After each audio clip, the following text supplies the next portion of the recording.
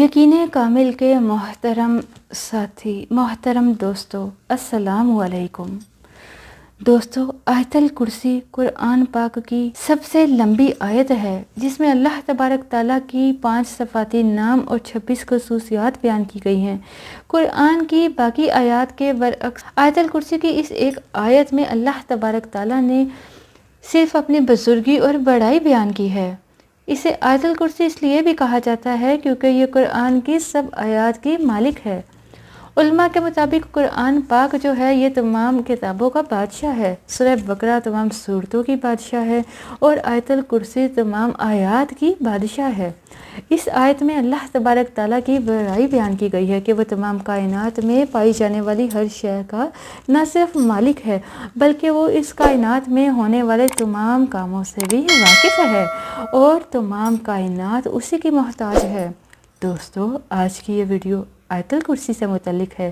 آج آپ کو میں بتانے والی ہوں کہ اس کی فضیلت کیا ہے، اس کے پڑھنے کے فوائد کیا ہیں، اور یہ بھی بتاؤں گی کہ حضرت علی رضی اللہ تعالیٰ عنہ نے کیا ارشاد فرمایا ہے کہ اس آیت کو پڑھنے سے کیا حاصل ہوتا ہے۔ یہ تمام معلومات آپ کو اس ویڈیو میں دوں گی، تو ویڈیو کی تفصیل جاننے کے لیے ویڈیو کو آخر تک ضرور دیکھیے گا۔ اور ویڈیو کی ڈیٹیل بتانے سے پہلے آپ لوگوں سے ایک ریکویسٹ کرنا چاہتے ہوں کہ آپ دیکھ رہے ہیں یقین کامل، اور اگر آپ نے ہمارا چینل یقین کامل سبسکرائب نہیں کیا تو ابھی سبسکرائب کر دیجئے اور بیل کے بٹن کو دبا دیجئے تاکہ ہماری ہر نئی آنے والی ویڈیو کا نوٹیفیکیشن بر وقت آپ تک پہنچ سکے۔ تو محترم ساتھیو، حضور اکرم صلی اللہ علیہ وآلہ وسلم نے ارشاد فرمایا کہ قرآن مجید میں کون سی آیت ہے جو سب سے زیادہ عظمت کی حامل ہے؟ تو ایک شخص کہنے لگا کہ وہ بیان کرتے ہیں کہ حضرت محمد مصطفیٰ صلی اللہ علیہ وسلم نے اپنا ہاتھ ہے وہ میرے سینے پر رکھ دیا۔ جیسے ہی اللہ کے نبی نے اپنا ہاتھ میرے سینے پر رکھا تو میں نے اس کی ٹھنڈک محسوس کی، اور نبی اکرم صلی اللہ علیہ وآلہ وسلم فرمانے لگے کہ اے ابو معذر، علم کی مبارک ہو۔ حضرت ابو ذر رضی اللہ تعالیٰ عنہ فرماتے ہیں کہ نبی کریم صلی اللہ علیہ وآلہ وسلم کے پاس آیا تو آپ مسجد میں تشریف فرما تھے۔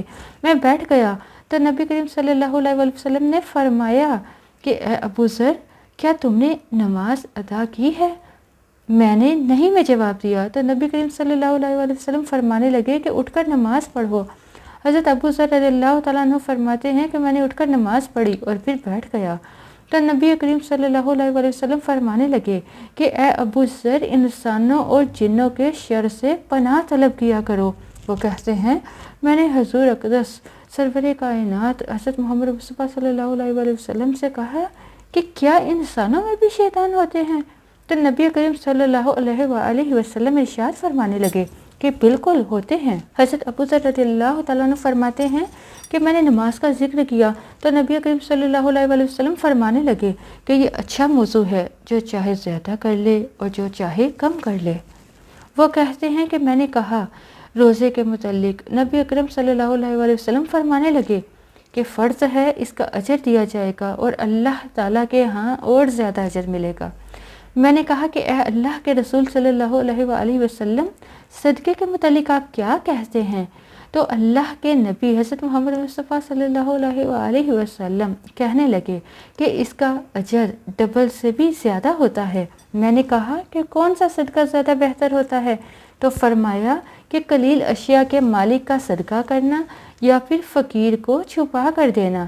میں نے کہا کہ اے اللہ کے رسول صلی اللہ علیہ وآلہ وسلم، سب سے پہلا نبی کون تھا؟ فرمانے لگے کہ آدم علیہ السلام۔ میں نے کہا کہ اے اللہ کے رسول، کیا وہ نبی تھے؟ تو نبی کریم صلی اللہ علیہ وآلہ وسلم نے فرمایا وہ نبی کلم تھے اور اللہ کے ساتھ بات چیت بھی کرتے تھے۔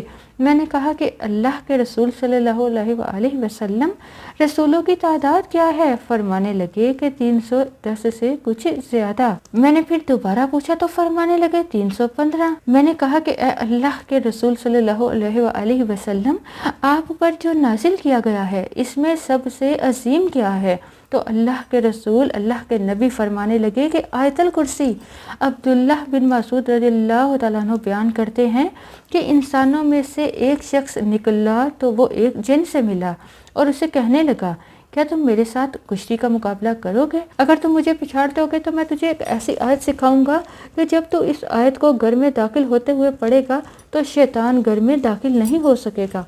ان دونوں نے مقابلہ کیا تو انسان نے اسے پچھاڑ دیا۔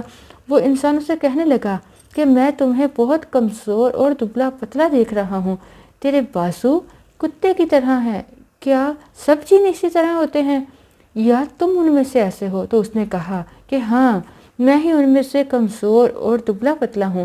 اس نے دوبارہ مقابلہ کیا تو انسان نے اسے دوبارہ پچھاڑ دیا۔ تو وہ جن کہنے لگا کہ تو آیت الکرسی پڑھا کر، کہ جو بھی گھر میں داخل ہوتے ہوئے آیت الکرسی پڑھتا ہے اس گھر سے شیطان بھاگ نکلتا ہے، اور نکلتے وقت اس کی آواز گدھے کی گونج جیسی ہوتی ہے۔ ابن مسعود رضی اللہ تعالیٰ عنہ سے کہا گیا کہ کیا وہ عمر رضی اللہ تعالیٰ عنہ تھے؟ تو وہ کہنے لگے عمر رضی اللہ تعالیٰ عنہ کے علاوہ اور کون ہو سکتا ہے؟ ابو عبیدہ رضی اللہ تعالیٰ عنہ کہتے ہیں الزیل کا مطلب یعنی کمزور جسم والا، اور الخیل گوز مارنے کو کہتے ہیں یعنی ہوا کا خارج ہونا۔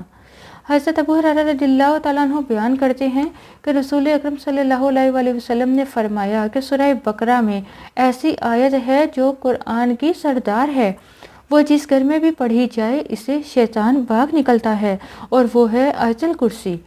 پیارے دوستو، محترم ساتھیو، حضرت علی رضی اللہ تعالیٰ عنہ کا ارشاد ہے کہ حضور اکرم صلی اللہ علیہ وآلہ وسلم نے ارشاد فرمایا کہ جس گھر میں آیت الکرسی پڑھی جاتی ہے اس گھر سے شیطان بھاگ جاتا ہے، اور 3 دن تک اس گھر میں داخل نہیں ہوتا، اور 40 دن تک اس مکان پر زہر کا اثر نہیں ہوتا۔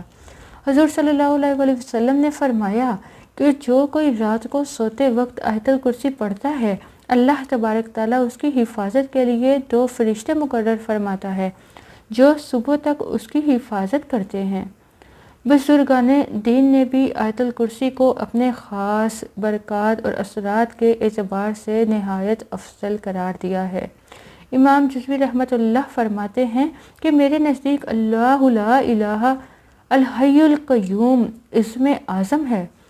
حضرت خواجہ معین الدین چشتی اجمیری رحمۃ اللہ فرماتے ہیں کہ فتاوی زاریہ میں لکھا ہے کہ حضور صلی اللہ علیہ وآلہ وسلم نے فرمایا کہ جو شخص آیت الکرسی پڑھ کر گھر سے نکلے تو اللہ تبارک تعالیٰ 70,000 ملائکہ کو حکم دیتا ہے کہ اس کے واپس آنے تک اس کے لیے مغفرت کی دعا کرتے رہو، اور جو شخص آیت الکرسی پڑھ کر گھر میں داخل ہوگا اس کے گھر سے اللہ تبارک تعالیٰ مفلسی کو دور فرماتا ہے۔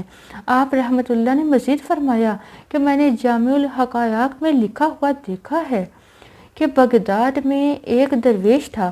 ایک رات کا ذکر ہے کہ چور اس کے گھر میں داخل ہو گئے، اور وہ درویش آیت الکرسی پڑھ کر کہیں گیا ہوا تھا۔ وہ چور سب کے سب اندھے ہو گئے۔ جب وہ درویش اپنے گھر آیا تو ان لوگوں کو دیکھ کر پوچھا کہ تم لوگ کون ہو اور کیوں آئے ہو؟ انہوں نے کہا کہ ہم چور ہیں، چوری کرنے آئے تھے، آپ ہمارے لیے دعا فرمائیے کہ ہماری بنائی واپس آ جائے، ہم اس کام سے توبہ کر لیں گے اور آپ کے سامنے اسلام بھی قبول کر لیں گے۔ وہ درویش مسکرائے اور کہا کہ اللہ کے حکم سے آنکھیں کھولو۔ سب کی آنکھیں کھل گئیں اور ان کی بینائی واپس آ گئی۔ سب نے اسی وقت توبہ کی اور مسلمان ہو گئے۔ حضرت بابا فرید گنج شکر رحمت اللہ نے آیت الکرسی کی فضیلت بیان کرتے ہوئے فرمایا کہ جس دن آیت الکرسی نازل ہوئی تو 70,000 فرشتے اس کے ارد گرد تھے۔ حضرت جبرائیل علیہ السلام حضرت محمد صلی اللہ علیہ وآلہ وسلم کی خدمت اقدس میں حاضر ہوئے اور کہا کہ لیجیے۔ حضور صلی اللہ علیہ وآلہ وسلم نے بڑے اعزاز و اکرام سے اس کو لے لیا۔ حضرت جبرائیل علیہ السلام نے کہا کہ یا رسول اللہ، اللہ تبارک تعالیٰ ارشاد فرماتا ہے کہ جو بندہ آیت الکرسی پڑھے گا ہر حرف کے بدلے 1000 برس کا ثواب اس کے نامہ اعمال میں لکھا جائے گا۔ 70,000 فرشتے جو آیت الکرسی کے گرد موجود ہیں آیت الکرسی کا ثواب اس کے نام لکھتے ہیں، اور وہ شخص اللہ تعالیٰ کی مقربین میں شامل کر دیا جاتا ہے۔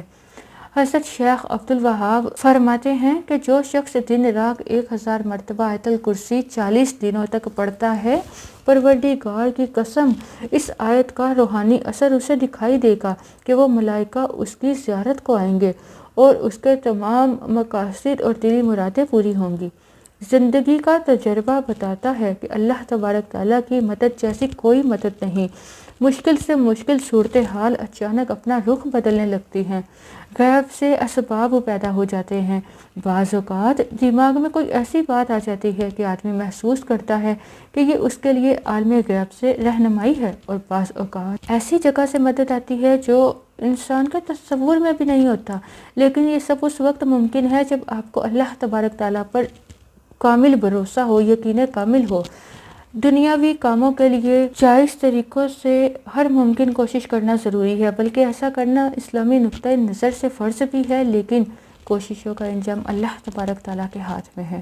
وہ چاہے تو بعض اوقات معمولی کوشش بھی بارآور ثابت ہوتی ہے، اور نہ چاہے تو انتہائی جدوجہد بھی ضائع ہو جاتی ہے۔ اس لیے ہر حال میں اللہ تبارک تعالیٰ سے مدد کا طلبگار رہنا چاہیے، کیونکہ اللہ تبارک تعالیٰ ہی حقیقی کارساز ہیں۔